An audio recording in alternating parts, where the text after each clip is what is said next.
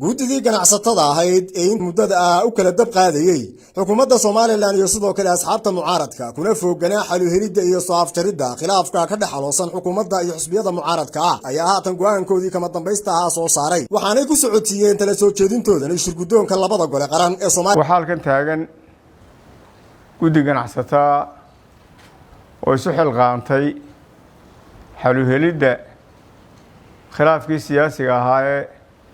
timi guddigii xabad joojinta sameeyay ahaa qoladii loo bixiyay iyuuda qaybna dhinaca kale iyana hawsha kaga jireen oo markii aanu soogaanay dabadna isu nimi isla garanay markaa inaanu dadaalka midayno maadaama hawshu mid qura tahay inaan laba meelood laga wado in dadaalkii la mideeyo oo guddi qura dabadna saa ku noqotay intii arrintu dhacday sidii hawsha ayaanu u wadnay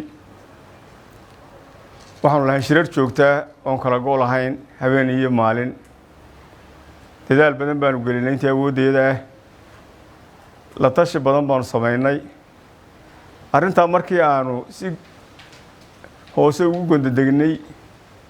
waxaa noo soo baxday in waxa la isku hayaa ee muranka keenay yihiin muran sharci oo arrin sharci ay tahay waxa la isku hayaa sida awgeedna ay u baahan tahay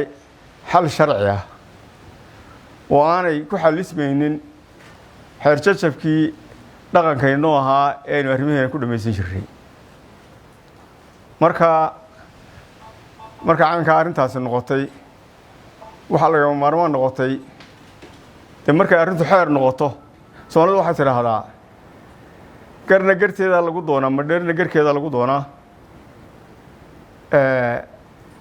waxa xeerarka markay arrintu xeer noqoto xeerarka waxaan u leenahay hay'ado sharci baynu u leenahay oo dhinaca sharciga marka ay noqoto dee loo irkanayo oo xaggooda loo noqonayo marka waxaa lagama maarmaan noqotay in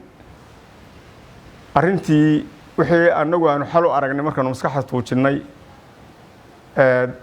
la tashi badanna samaynay wixii aanu xal u aragnay oon u aragnay in arrintaa lagu furdaamin karo inaanu kula noqonno oo u celinno oo u gudbinno golayaasha sharci dejinta taasaa lagama maarmaan noqotay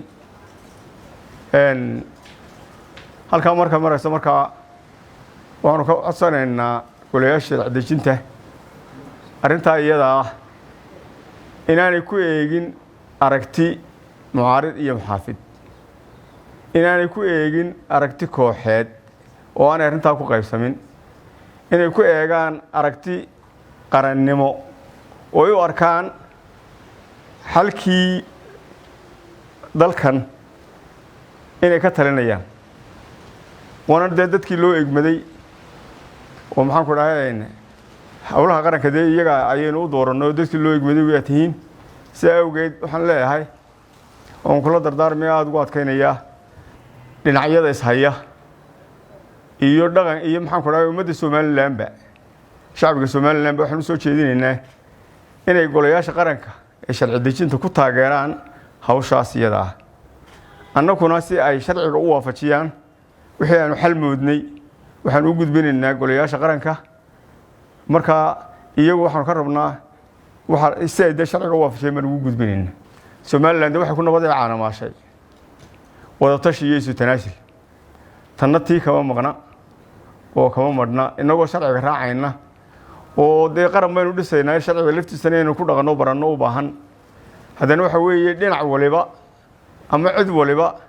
waa inay dhinaceeda ka dabcisaa arrinta oo ay ku qanacdaa halkaa wixii ka soo baxa si wada jirana loo taageeraa wixii qodobo aanu gaadhnay ee aanu xal moodnay oon isleenahay mushkiladda imika taagan waa lagu fardaamin karaa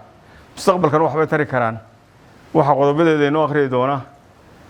Masar Cabdirashiid Habshiil annagoo ah ganacsatada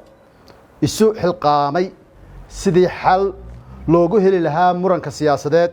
ee doorashooyinka soo socda waxaanu la tashanay khubaro sharci yaqaan ah shirar badanna waanu yeelanay waxaa noo soo baxday in arrinta la isku hayaa ay tahay mid sharci haddaba annagoo ka duulayna muhiimadda ay leedahay in golayaasha sharciga loo noqdo marka uu muran noocan oo kale ay yimaado waxaanu garannay inaanu talooyinkan u soo jeedinno golayaasha sharci dejinta qodobka koowaad in la dedejiyo sida ugu dhaqsaha badan loo dhammaystiro ansixinta xubnaha ka dhiman komishanka doorashooyinka qaranka qodobka labaad in la isku sidko oo mar la wada qabto doorashada madaxtooyada iyo ururada xisbiyada sababaha aanu ugu talinayno labada qodob ee aan sheegay ee ah in la isku sidko doorashada waxa weeye duruufaha dhaqaale ee maanta dalkeena ka jira sida abaaraha sicir bararka arrimahaas oo dhan waxay keenayaan in aan u aragnaa sababta ah in la isku sidko in kharashkii bixi lahaa oo inaga yaraanayo halkii laba kharash inaga bixi lahaayeen marka la isku sidko uu mid kaliya inaga baxayo waxaa sanadkii hore inoo qabsoomay oo aynu si guul inoogu qabsoomay laba doorasho oo isku sidkan oo adduunka oo dhan inagu ammaaneen oo kharashna inoo badbaadisay oo lacagtii inooga soo baaqatana waddanka wixii aynu u baahneen aynu gelinay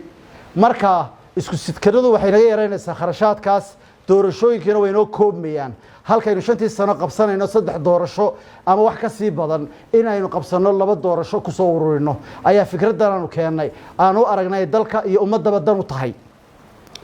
go'aankii maxkamadda sare ay dhawaan gaadhay iyo kaabista xeerarka golayaasha dejintu waxay kor u qaadaysaa sareynta sharciga iyo in la xoojiyo kalsoonida la siiyo hay'adaha sharciga dalka waxaana xal u noqonaysaa muranka iminka iyo mustaqbalkaba waxaan ugu baaqaynaa xukuumadda xisbiyada mucaaradka ah ururada siyaasadda iyo dhammaan dadka reer Soomaaliland inay golayaasha sharci dejinta ku taageeraan sidii ay arrintan xal waara oo sharciga waafaqsan uga soo saari lahaayeen sida ugu dhaqsaha badan haddii alla ka dhigo. Cabdiqani Xuseen Abukar Cabdiqani Baylood Horyal TV Hargeysa.